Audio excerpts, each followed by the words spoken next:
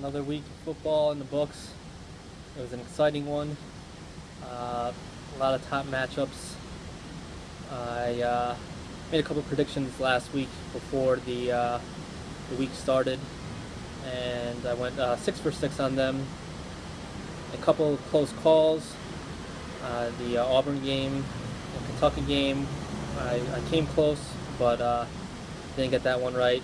The Washington-Oregon game, I also came up a bit short. And the Michigan game, I mean, I'm sure many of you saw the ending to that. So, and pretty much all I could say is, wow, I can't believe what I saw. So I finished up 6-6. So I'm bowl eligible, albeit it's the Meineke Bowl, but hey, could have done worse. But anyway, so I didn't really, I recently moved from a fully furnished apartment to one that wasn't furnished, so I didn't get to really see as many of the games as I would have liked. Had I been in the other apartment, I would have been able to probably watch them a little more thoroughly, but I had some things to do on Saturday during the day, and I did stream and watch a bit of the Ole Miss-Memphis game. That was one of the ones that I did get right, one of the big upsets that I got right. Paxton Lynch, Memphis quarterback, he threw for 3 touchdowns and was 39 for 53, total of 384 yards. Memphis wide receiver Anthony Miller had 10 catches for 132 yards and 1 touchdown. And Ole Miss star receiver Laquan Treadwell had 14 catches for 144 yards and a touchdown. I was really impressed with Memphis. I mean, they started off, Ole Miss jumped out to an early lead. I thought that meant, as I mentioned in the video last time, that there were a lot of skeptics about Ole Miss after the Florida loss, and there was kind of two parties who were, there was a bit of a debate about, is Ole Miss the real deal or was Bama a fluke? And at the beginning of that game, it looked like, okay, well maybe they just kind of came out flat against Florida, and the team that came out there and beat Bama is more indicative of what Ole Miss is really about.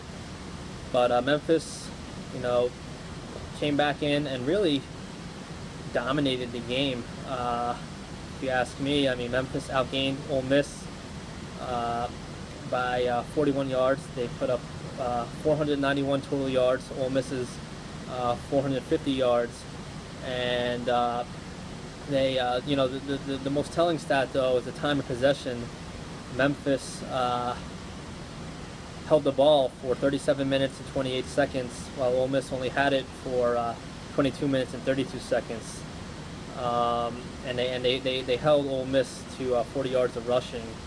So I did think that Memphis was going to beat Ole Miss, or I kind of had a feeling that that was going to happen, but I was a bit surprised at how thoroughly they beat them and how impressive they looked. I mean, I knew that they were a well-coached team, and like I said last year, Justin Fuentes already did quite a bit to steer that team in the right direction. There was a lot of evidence of that last year with the performance that they had, and it seems like that they just keep getting better. So I think definitely Justin Fuentes is going to be on the top of many teams' wish lists who are looking for a coach next year. Based on that victory this weekend, I mean, last week I said I don't know if if USC would be interested in him, but I don't know now. I mean, he really proved a lot with that he proved that he could win a big game, and with the amount of talent that USC has. And I think he's more of an offensive-minded coach from what I know about him. With that level of talent that they have there, and I think he would do well wherever he goes, truthfully. But I think he might be a candidate for the USC job, especially considering that it doesn't seem like Clay Helton will get an offer. I mean, I didn't watch that game, but apparently they had a bit of a lead for a bit, but ultimately Notre Dame, won by 10 points. So I don't know, I don't think, I mean, they didn't give Ed Orgeron an offer, and he did really well. I mean, I believe he beat Notre Dame, and he finished very strong as an interim coach there, and ultimately they didn't give him the offer. So I think, we'll see, but I think that they'll be looking for a new coach for sure. I really doubt that Helton is going to get an offer from Pat Hayden to coach in LA next year. So, with that, I think that, Justin Fuentes is definitely, one of the top coaches, right now in college football. I mean, right now, I'd say it's about mid-year. Most teams have played about 7 games, which, if you include the, championship week and the bowl games, this is roughly about mid-season now. And, Justin Fuentes, he's one of the top coaches. Is he the top coach? He's in my top 5. Actually, to be honest, right now, at number 1, I think the guy who at mid-year, end of the year, if the year ended now, I would say that Kyle Whittingham of Utah is the coach of the year, if the season ended now. Of course, they play USC next week. USC, even though they're not quite, performing to where they could be, given the amount of talent that they have, are still always a threat. And Utah has several games left in their schedule, obviously. So, it remains to be seen if he can maintain this spot. But right now, he has Utah sitting at 6-0 with big, non-conference wins over Michigan, and huge win over Oregon a few weeks ago, obviously. And I mean, he has Utah playing really well. They had a tough win over Arizona State last week. Arizona State right now, they're not ranked, but they had a lot of promise at the beginning of the year. They haven't come together for whatever reason, but I know that was not an easy victory for Utah. And they're 6-0, sitting number 3 in the country. And I remember Utah had a undefeated season, I think it was in 2008, and they beat Bama in the Sugar Bowl. And a lot of critics always said about Utah, like, yeah, okay, they went undefeated, but they play in the Mountain West.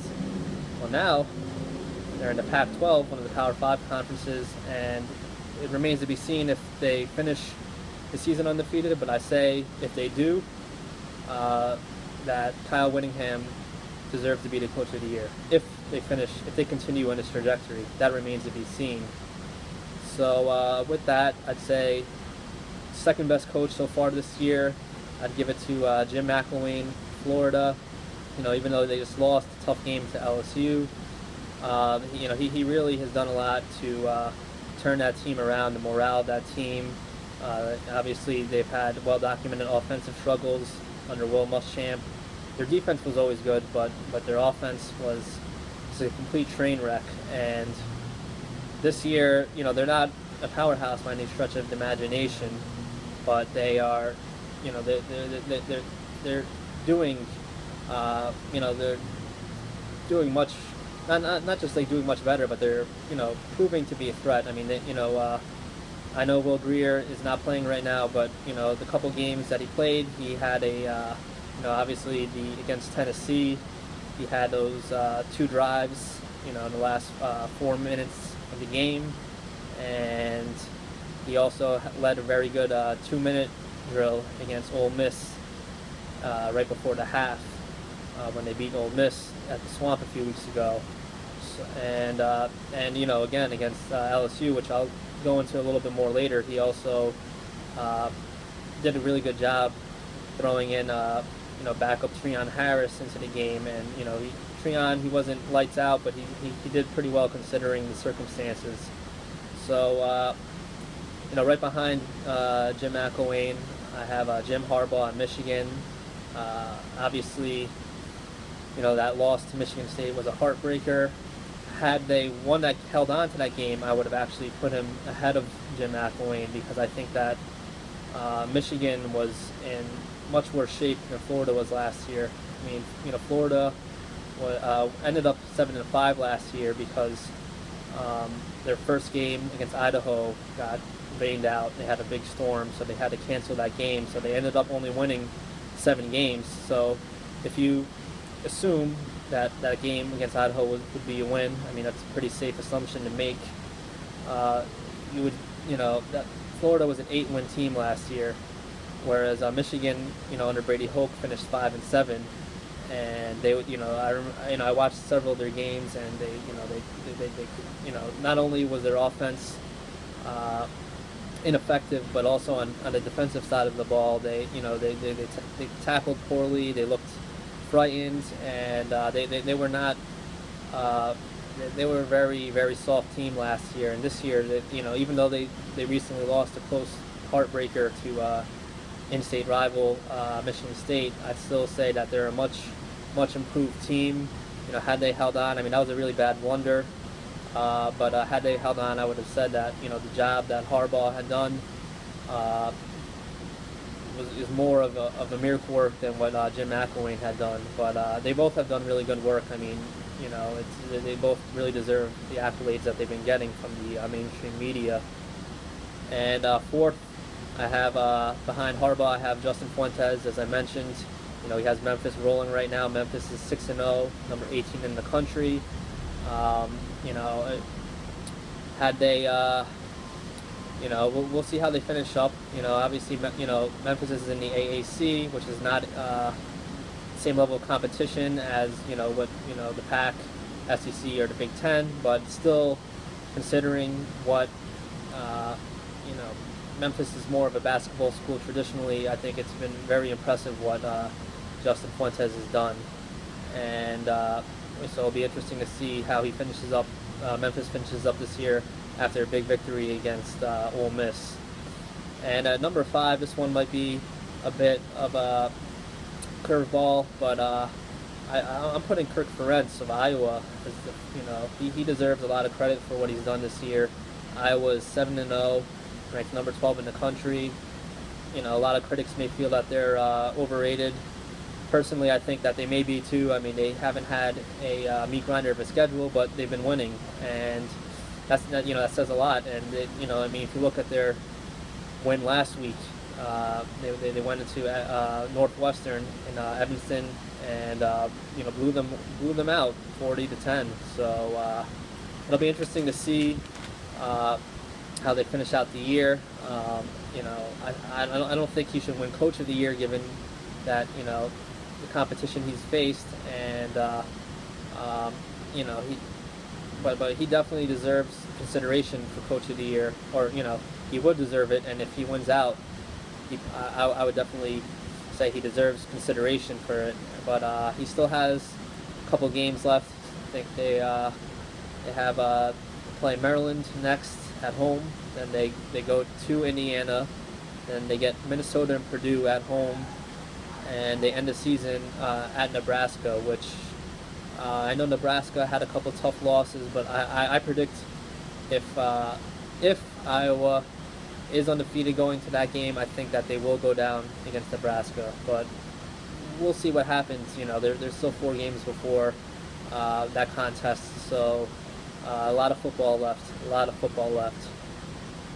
So I have somewhere to go right now, so I'm kind of trying to get this all in before I head out. But so sorry if I seem like I'm rushing a bit. But I just wanted to talk about the Florida-LSU game. That was the game that I paid most of my attention to. I had to, like I had mentioned earlier, I had to move, so I don't have a TV in my apartment right now, and I had to go to a local restaurant to watch the games, and this was one of the main games that were on, and it was the one that I paid the closest attention to. So, I'm sure many of you watched that game. LSU won. LSU was the better team. They have more talent. Florida has a lot of good players, but they, I think Antonio Callaway, he was the guy who ran back the punt return and made that circus catch on a long pass. He made a couple of big plays. I think he's a true freshman, and he has potential to be a game changer. I think DeMarcus Robertson, he also has some potential to be a game changer, but ultimately, Florida does not have the game changer that is Leonard Fournette. He, they did a pretty decent job. He got his 31 carries, 180 yards, 2 touchdowns, and especially against a very stout Florida defense, Leonard Fournette, did pretty well. He didn't, completely have one of his typical games, but they didn't completely shut him down either. So,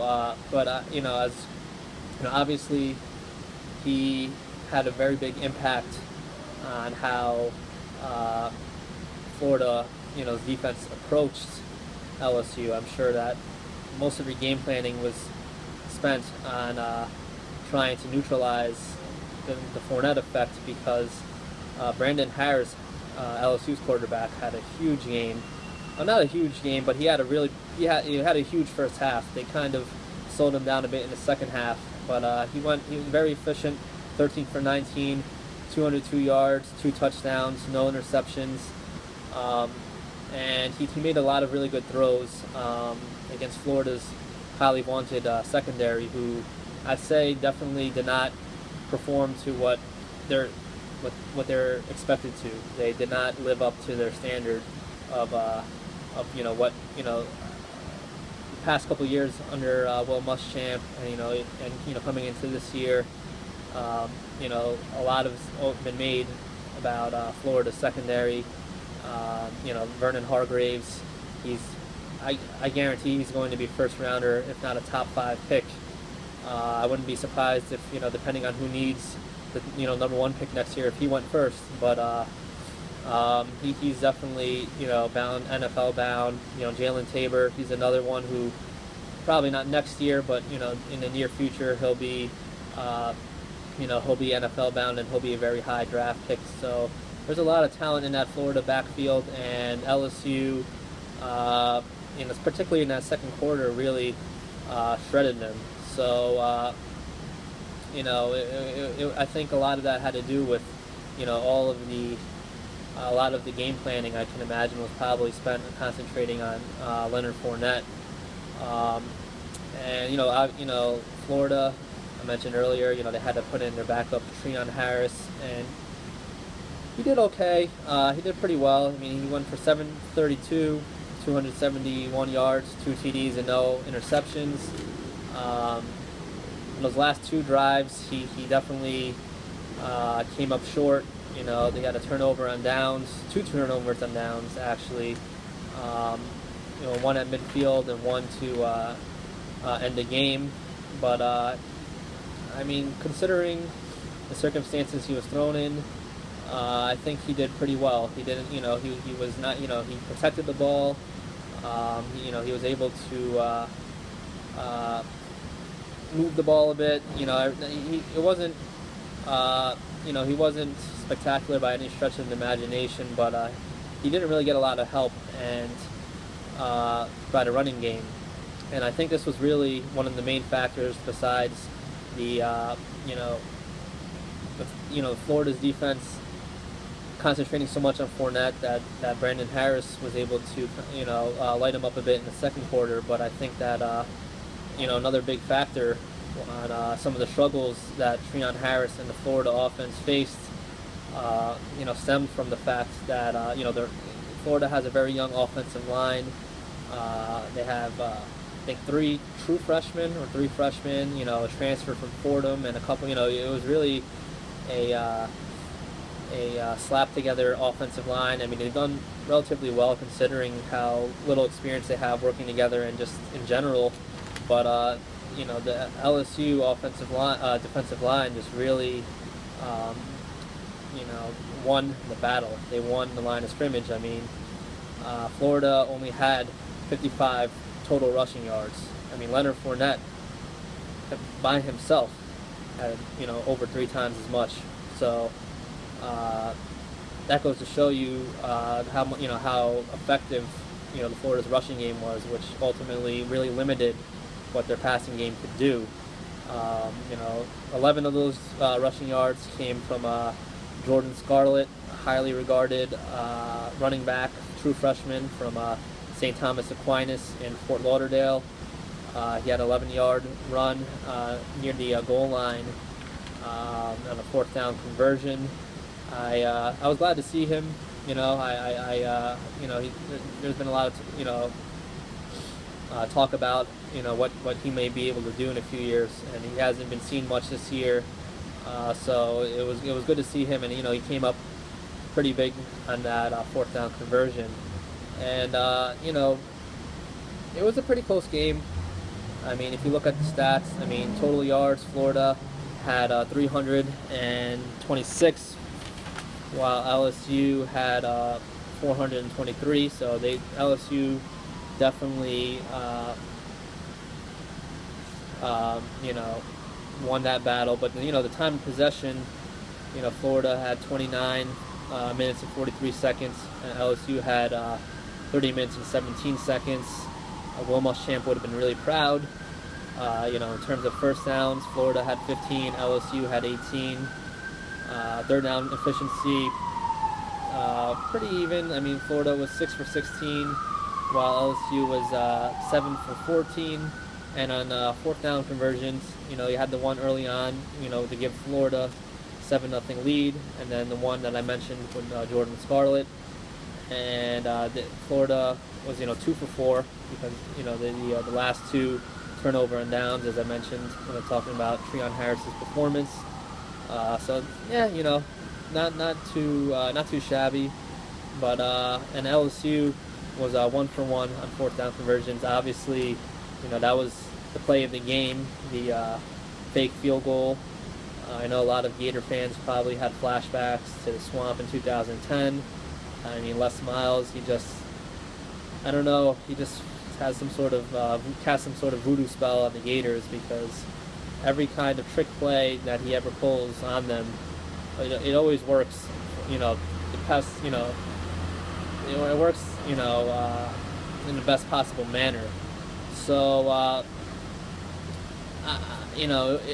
I said, LSU was the better team. I think that had it been in a neutral field, though, Florida definitely gave him a good game. If it was in a neutral field, maybe they could have beat him. But in Death Valley with a rusty, redshirt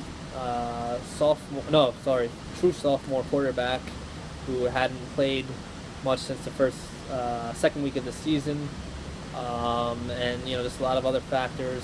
LSU pulled it out, and they deserved to win, but it was a great game. I definitely thought that at halftime, when LSU pulled away, by 2 touchdowns, they scored on that big, that kind of prayer, kind of a Hail Mary throw there, that they were going to run away with it, but Florida came back, showed a lot of resolve. Both teams really, played their hearts out, and it was a great game. I gotta really give credit to both teams. They really pushed each other to the limit, and really, I think that and the Michigan State games, where they absolutely lived up to the hype. Both of them, most entertaining games of the week by far. So yeah, moving forward, next week LSU is playing Western Kentucky. That should be a nice, easy win for them. Not they should handle that. They should handle the Hilltoppers, and Florida is going to have a bye, and they don't play until Halloween, where they'll it'll be the world's largest outdoor cocktail party against Georgia, and that's going to be a really important game with a lot of SEC East implications, with Georgia winning last week against Missouri at home. A win for Georgia in that game would put them in the lead for the SEC East, because they have 2 losses. Florida has 1, but if they lose that game, they'll have 2. with Georgia owning the tiebreaker. And but if Florida wins that game, I mean, it'll pretty much take a miracle for Georgia to get back in the mix, because they still have some pretty tough games after the Florida game. They have Kentucky, who they should beat, but won't be. I don't think it'll be an easy victory. And then they have Auburn, who seems to be turning it around a bit, and it's a rivalry game, and you just can never know with a rivalry game how that's going to end out. But whereas Florida, they have